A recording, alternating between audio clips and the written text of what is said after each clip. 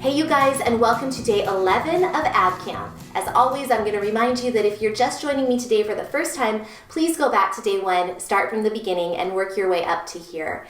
Now today we're going to be doing ghost stories. Picture us around our Ab Camp campfire telling ghost stories. Now ghost stories, some people love them. Other people can't stand them. I'm hoping that you'll be in the side of the camp that loves these ghost stories. The reason I'm calling this ghost stories is because this is really finding those nearly invisible moves that wake up the deepest core muscles. You might not really get what we're doing the first time through. You might want to do this video 2 or 3 times or even revisit it at the end of Ab Camp once you've gained more strength. Because honestly, it's easier to feel these moves when your core is stronger. It's really a paradox, but even though these moves are tiny, they're deep and they're intense. But you may need to gain more body awareness and take more time to really get to feel them than where you're at right now. So please don't be discouraged if you're wondering what the heck I'm talking about. Just come back to this at a later date and you'll feel it, I promise. So we're going to begin with our nearly invisible core moves. They're very tiny. I'm going to bring my shirt up so you can see a little bit more clearly what is going on. So the first thing we're going to do is begin with your feet hip width distance apart, pelvis width apart. So what I want you to do is lift through the pelvic floor, lengthen the spine, just like we've been doing the whole time.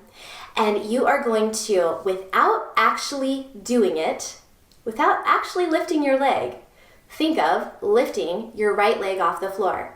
So on an exhale, engage those deep core muscles like we've been talking about, inward and upward, and lift. Feel as if you've stepped on a really big piece of gum and you can't get that foot off the floor, but you're trying to, right? Are you feeling it? Again, if you're not, if you're saying, Dr. Bree, you are crazy, I don't know what you're talking about, don't worry. Come back to this later. You'll feel it. So you should feel it deep in here and here as you try to lift that right leg off the floor without really moving it. Exhale. Okay, now let it release. Take a deep belly breath in and then exhale. Re-engage your core muscles, and let's put another piece of big wad of gum under your left foot, and same exact thing, nice tall posture, and you are going to attempt on an exhale to lift that foot, that left foot, stuck to the ground, stuck in gum. Try to lift it up off the floor without actually moving anything. You'll feel your body slightly shift to the right leg, and that's okay. A slight shift is okay, but I want you to feel like you're trying to lift up that left leg, but not actually moving it. Keep holding it, keep lifting, and then let it go. Shake it all out. Take a deep belly breath. Breathe into your ribs, front and back and sides. Let everything wiggle around. And we're going to do it just one more time on each leg, and then we'll move on to something else. So, hip width or pelvis width distance apart at your feet. Lifted through the pelvic floor, lifted through the low belly, lengthened through the spine. Nice tall posture. Lift through the crown of your head. And on an exhale, lift this right leg up without actually lifting it. It's like you're stuck, it's like you're pulling the foot off of a big wad of gum. So still lifted through the core, lengthened through the back, and exhale.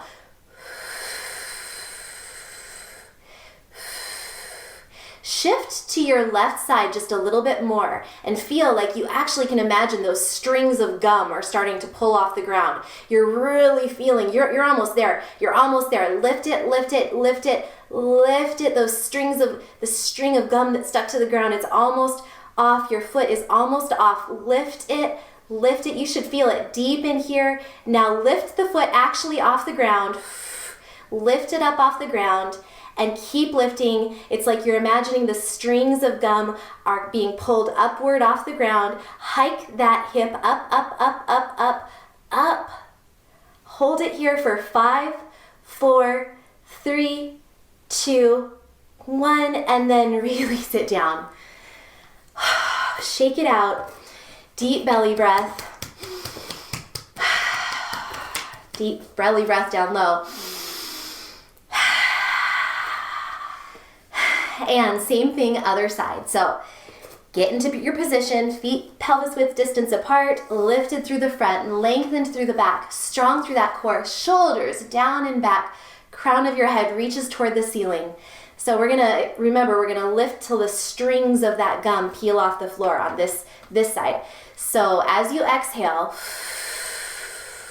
feel that lift, like you're trying to lift that foot, this foot, off the floor straight up, but it's not moving. Don't let it move yet. Now slightly, just a centimeter or half a centimeter, shift your weight onto this right leg, my right leg. It might be your left leg, that's okay. Shift onto the standing leg and keep breathing, keep strong through the core, imagining that this hip is coming up, the thigh bone is coming up in the hip socket, trying to pull and lift. Now feel that the strings of that gum, you're starting to make some headway. You're starting to get your foot off the floor. That gum is starting to make strings. Keep going, keep lifting. Those strings are getting a little bit bigger. You're not just because you're leaning to the right, but because you're slightly shifted, but mostly you're lifting using your core muscles. You should be able to bounce a quarter off of your abs right now. Really strong and engaged. And now lift a little bit more. That heel is off. Now lift your whole foot off the floor. The strings of gum are long, they're lengthening as the gum is still stuck to the ground and it's also stuck to the bottom of your shoe, and you're lifting. Now the hip lifts straight up. Feel it deep in those oblique muscles right here. Feel it and hold it for 5, 4, 3, 2, 1. Good job. Release and let it all go. One more standing exercise, and then we're going to take it down to the floor. So this next standing exercise is nearly invisible hip circles. I want you to stand with your feet about pelvis width apart, or maybe a tiny bit wider. So definitely not too narrow, or you might tip over and lose your balance. You're going to lift through the front, lengthen through the back, and we're going to do tiny little hip circles. So a hip circle, a full hip circle, looks like this, where you keep your shoulders and your head still as your hips move around in a circle, like you're drawing a circle on the ground beneath you. I have lots of hip circle tutorials on my YouTube channel, so definitely check them out if you have never done a hip circle before. Go the other way just to kind of loosen things up. So these are full hip circles, big hip circles. We're going to make them tiny so that they're nearly invisible, ghost-like, if you will. So feet hip or shoulder width apart, lifted through the front, lengthened through the back, and you are going to put your hands on your hips, and I want you to really engage as you bring your pelvis forward. So your pubic bone comes forward. Tuck your pubic bone forward and your bum slightly under. This is an exaggeration. I wanted a tiny version of that. I'll show you from the side. Now you're going to go to the left just a little bit, just a tiny bit, and then release back just a little bit. And then to the right, swing it around to the right, and then swing it around forward. So left, back, right, forward. I want you to feel most of the work as you swing it around forward. So think of releasing back and then swinging it around forward. Release it back and then swing it around forward. I think of these as hip circles to the right, because I'm swinging it around forward to the right. Okay? Make it as tiny as you can. Your knees can be soft and slow. Make it slow and tiny. Super, super tiny. Exhale as you swing it around forward. Again, you can go much slower than I'm going right now If you go faster, you may not get the full benefit of the move because you might become a little bit out of control. You might just kind of be using your body and momentum to move things around, and I don't want that. The point of this isn't to see how loose you are, it's to see how strong and controlled you can be with these tiny, nearly invisible hip circles. And the cool thing about these is you can make them so tiny, like I'm showing right now, that you could even do them while standing in line at the grocery store or waiting for a friend somewhere. You can do these nearly invisible hip circles. Knees are softly bent, and you should really be feeling it deep in here. I know I am. So remember, you exhale as you swing your pelvis around to the front. We still have to go to the other direction, so I'm gonna release it, shake it out. And again, I'm just gonna remind you one more time that if you're not feeling this, and if you think I'm crazy right now, that's okay, don't worry. I'm not concerned because I know that you're gonna come back to this, and when you're even stronger through the core, you will feel it. So now to the left with our mini hip circles. So you start in the front and you swing it around to the left. Start in the front, swing it around to the left. So lifted through the front, lengthened through the back. And you are going to, this is the big version, make it smaller. So swing it around to the front. Swing it around to the front. Make it even smaller. Play with your foot position. Maybe if you don't have any problems with your balance, maybe it will feel better to have your feet closer together. Just take it slow and controlled and feel that as you swing your hips around to the front, you're exhaling and really lifting through the pelvic floor and pulling in the low tummy.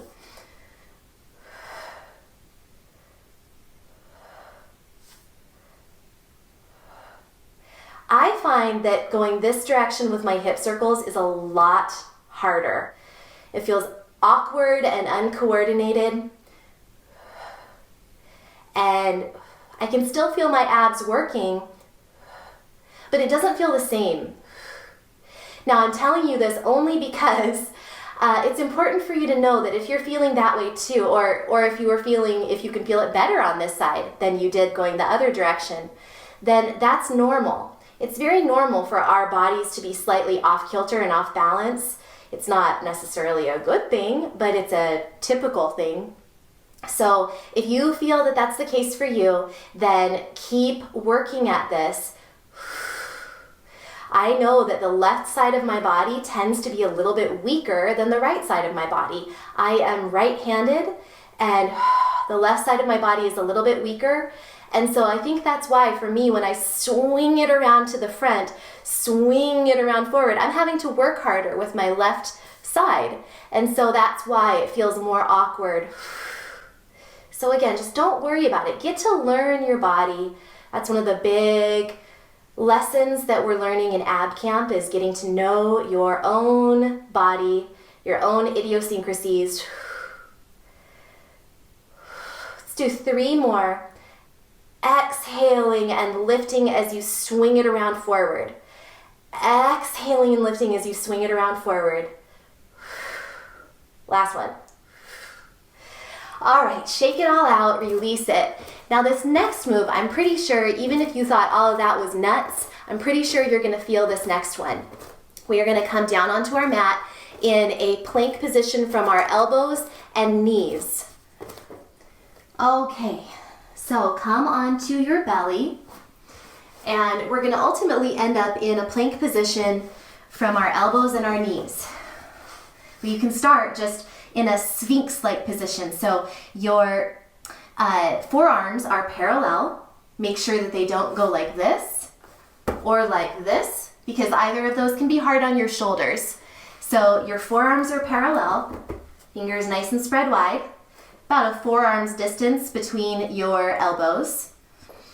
And you're gonna lift through the pelvic floor, pull in the low abs. And on an exhale, you're gonna use your abdominal muscles. not just lift up by moving your legs and your hips. You're going to use your abdominal muscles to lift you up into a plank-like position. Maybe even with your bottom a little bit higher than a full straight plank. Maybe just about an inch higher than a straight plank. This to me feels like what a straight plank would look like. I want your bottom about an inch higher than that. You should really feel that deep in the abdominals, deep in the core. Now lower it. If you have significant diastasis recti, then this move might not feel good for you. If it feels like it's making your condition worse, if it feels like you're not ready for it, then please don't do this move, okay? Really important to listen to your body. It's generally safe. If you have mild to moderate diastasis recti, it's probably gonna be okay because we're really lifting through the pelvic floor and the deep abdominals, and it's not putting maybe quite as much pressure as a full plank would on those anterior abdominal wall muscles, but still, just be safe. Listen to your body. So again, finding that position, lifting through the pelvic floor first, strong through the arms, long neck, pulling in the low belly, belly button to spine, exhaling, using your core muscles to lift up. Now in this position, I want to add some pulses. Legs are together and straight behind you. Add some pulses, so lift, lift. Now notice my pulses are about 1 centimeter. They're tiny. The reason being is that if you make them too big, then you're gonna miss the abdominal muscles. You're gonna miss the feeling of making them do this motion, and you're just gonna bring in your bottom, and your hips are gonna do all the work. We don't want this. That's not what we're going for. We're going for tiny little lifts using the belly, the abdominal muscles, to help pulse up for 10 more. 10, 9, 8, 7, 6, 5, 4, 3, 2, 1. And carefully come on down.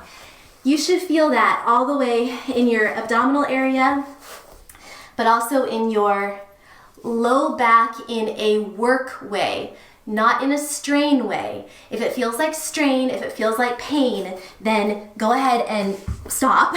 I don't want pain. Lie on your back and just hug your knees to your chest and do not participate in the next round. Always listen to your body. Okay, so last round right here. What we're gonna do is the same idea of those tiny little pulses, but instead of the pulse ups, the tiny pulse ups, we're gonna do tiny rocks side to side. Tiny little rock to the right, rock to the left with our hips. So forearms are parallel, long through the neck, lengthened through the neck, shoulders down, and lift the pelvic floor. Do a little kegel, pull in the low abs. Use your abs and an exhale to lift up into a position that's about where your bum is about 1 inch above of a plank. So it's about 1 inch higher than a plank. Not like this, but definitely not saggy in the back. Okay, now from here, tiny little rock to the right, rock to the left. Rock, rock, rock, rock. This is a great exercise and strengthener for your upper body as well. Your shoulders should really be feeling it. Keep your belly button pulled to spine, and now make the motion just a little bit bigger, like you're going over a rainbow, all the way up and over, all the way up and over. 5 more. 5, up and over a rainbow. 4, 3, 2, last one, and done. And come on down. Your abdominals should have been pulled in that whole time. And stretch your body long like a pencil on your belly. Big deep belly breath. And sit back. Come into child's pose with your knees nice and wide.